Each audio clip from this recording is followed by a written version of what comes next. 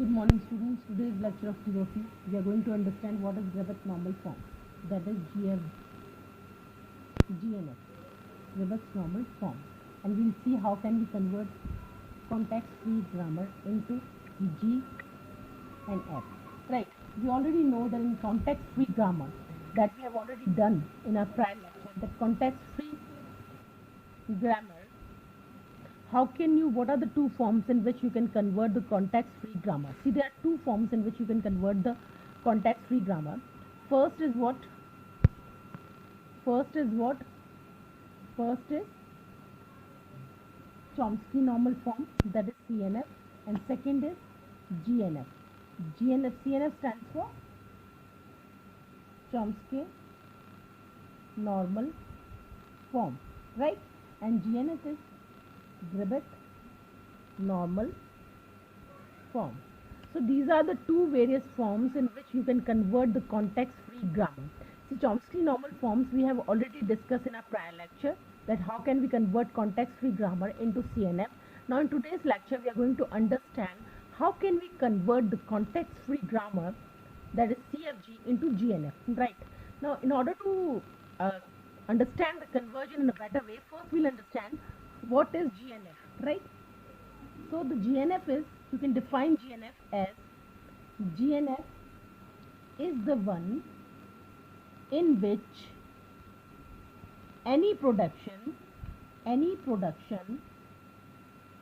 right, of CFG is context-free grammar. So GNF is one in which any production of CFG is of the form. See how they are defining GNF. They are defining Gribbet normal form is the one in which any production, means whatever production of CGF, that is context-free grammar, is provided to us, is of the form. What is the form? A tends to AB or A, right? That is A tends to AB, A tends to A. If context-free grammar is in this form, then we can say it is in the GNF form or Gribbet normal form. This is clear to you? What is GNF? Whenever the context-free grammar is in the form of A, AB, A tends to A, then we can say, when CFG converts into this form, then we can say that it's a Gribbet normal form. Now we'll take an example. Now what is A, AB and A? See, A, AB or A. Now here what is A? A is nothing but it's a variable or non-terminal, right? What is A? It is a variable or non-terminal. What is small a? Small a is a terminal. We know terminals are always denoted by small letter, and capital letter is always denotes the variable. So here A tends to AB. A is a variable or non-terminal, small a is a terminal, and there is one condition, the Gribbet normal form. See, you need to understand this condition, that there should be only one terminal. There is only one terminal in G and F. As you can see, A tends to AB. So the terminal has to be only and only one. This thing has to be very, very clear if you really wanted to solve the question, that in Gribbet normal form there should be only one terminal, right? Now what else is left? We have V. What does the V denote? It's a string of non or more symbols. You can say string of non or more symbols. We have already discussed what is string in our prior lecture, so the string is clear to you. Or else you can say that either 0 or non-terminal symbol, or it can be also defined as variable. So what is VV? A is a variable, capital small a is a terminal, that has to be only one. Then comes the V. V means strings of none or more symbols, where 0 non-terminal symbols or variable, right? This is clear to you? Now we have understood what is Gribbet normal form. Now we'll take certain example by which we are going to convert the context-free grammar into GNF, that is Gribbet normal form. Let's take an example to understand it more better, right?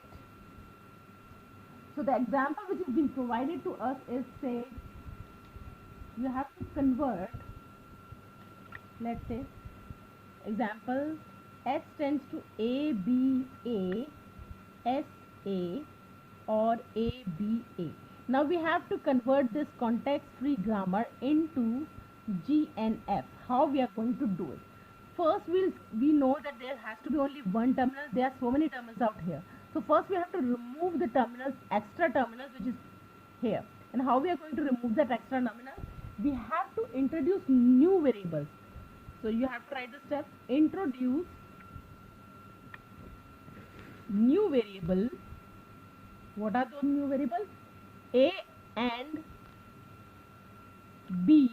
So we have introduced, since we know in a Griffith normal form there has to be only one terminal, and we can see there are so many small letters out here. Small letters are here, B, B, A. So we have to convert all these small letters into capital letters. That is, we have to convert it. We have to do the conversion. For this we have introduced two new variables, that is A and B. Now such that what is the clause? Such that A tends to small a and B tends to small b. Right? Now we are going to solve it. We are going to substitute wherever the small a is there, small a is there, we are going to replace it with capital A. Wherever the small b is there, we are going to replace it with capital B. So in the question what is provided? S tends to A, B, A, S, A. So S tends to, let the small a first small letter, first terminal be as it is only. Now B can be replaced by capital B, A can be replaced by capital A, S is already capital A, then A can be replaced as capital A. Similarly, another stuff that is provided to A, B, A, again we are doing the substitution. We are letting the first terminal like that only. S tends to A, B, A. So what is the answer? Answer of it is S tends to A, B, A, S, A. S tends to A, B, A. Sorry, A, B, capital A. Right? This and this I am taking. Where A tends to small a and B tends to small b. So this is the answer, Griffith normal form. Right? This is clear. What we have done, we know what is the clause of Griffith normal form. The clause of Griffith normal form is that A tends to A, small a, B, where A tends to A. So this is Griffith normal form. We have to convert this question into this form. So in order to convert this into this form, we have introduced two new variables, that is variable A and B. Right? Wherever the small a is being replaced by capital A, small b is replaced by capital B. Now we have done the substitution in this question, where first we have to quit the first terminal. Since A tends to AB, the first terminal should be like that only. So we are leaving the first terminal, small letter like that only, and rest of the letter is converted into capital letter, that is B. Small b is being replaced by capital B, small a is being replaced by capital A, S remains like that only, and A is being replaced by capital A. Right? So this is what the answer is all about, GNF. Now let's take another example so the things gets more clear to you. Right?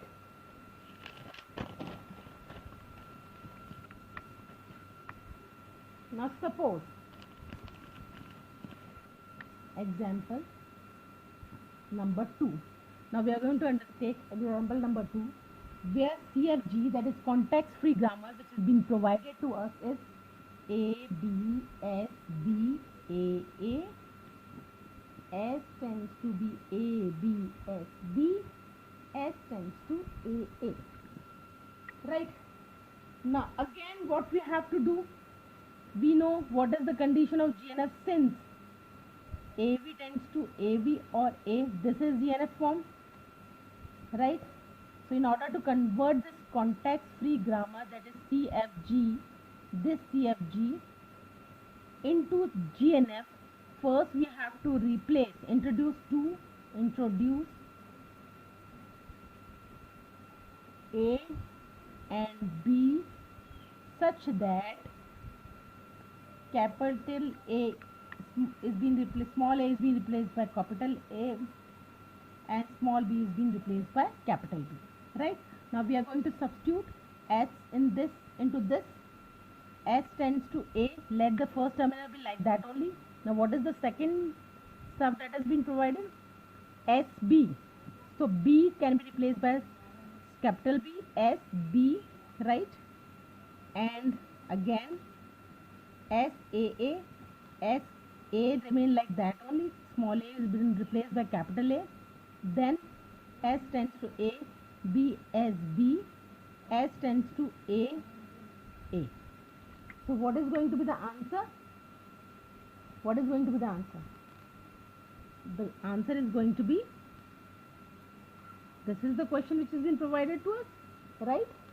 So this is going to be the answer, right? Clear? Any confusion? No? Fine. This is the GNF form. Now we are going to take another example so that the things get more clear to you. So I am going to take another example of it.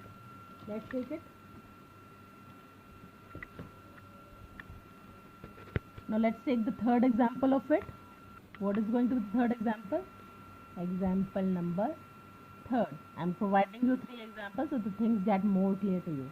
Right?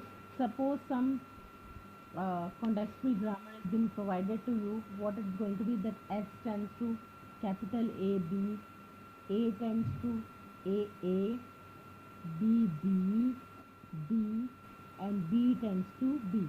Now this is the grammar that is provided to you, and you have to convert this context-free grammar into GNF, that is Gribbett normal form. Now how you are going to do this, that we are going to understand, right? Now first thing, we know what is the condition of Gribbett normal form. It has to be in this form, A, A, B or A. So we have to convert it into this form, right? Now see, we have something which is already been provided to us. A can be replaced by A can be replaced by BB, and A can be replaced by B. So this is already in the Gribbett normal form. So we are going to use this, where A tends to A tends to BB, and A tends to B. See, why we are not converting it this step, in this third number steps into Gribbett normal form? We are not converting it into Gribbett normal form because it's already in the Gribbett normal form. So we are going to use this in order to make the other steps into the Gribbett normal form. This is not in Gribbett normal form. So S is AB. Now what we have to do? A can be replaced with A, so you can write A, B, right? Similarly, as AB, B can be replaced by A, so you can B, BB, B. Similarly, S can be AB, so AB, BB. We have used this. A can be replaced by A. First, what we have done, we have replaced A by A. Second time, we have replaced A by BB, BBB, BBB. Then the third time, we have replaced A by B. So, what? B, B, small b. So, these are the 3 forms, right? And B can be replaced by B. So, we are again substituting it. S tends to A, B, A. What we have done, we have kept this B in the front and A at the end. See, S tends to AB can also be written as S tends to BA. Does it make any difference? No. What does it mean? A can be replaced by B. So I am going to replace S is equals to B, B. So this is also the answer, right? Clear? So what is going to be the answer? Answer is going to be S tends to A, B. S tends to B, B, B. S tends to B, B. Where? Don't forget to write where.